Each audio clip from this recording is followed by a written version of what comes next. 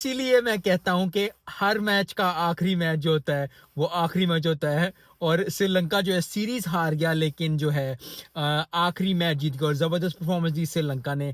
ये जीत चाहिए थी श्रीलंका, क्योंकि पहले दो T20 हार गए हुए थे, न्यूजीलैंड सीरीज जीत गया हुआ था। तो एक तरह की ये चीज़ हो जाती है कि आप आखिरी मैच जब जीतते हो तो फिर जब अगली सीरीज में जाते हो या ODI सीरीज में जाते हो तो फिर आपके अंदर थोड़ा सा कॉन्फिडेंस आता है कि यार चलो मैच जीते हुए हैं, और वो चीज़ जो है कन्वर्ट होती है। तो बहुत मुबारक हो श्रीलंका को, श्रीलंका ने बड़ी अच्छी परफॉर्मेंस दी।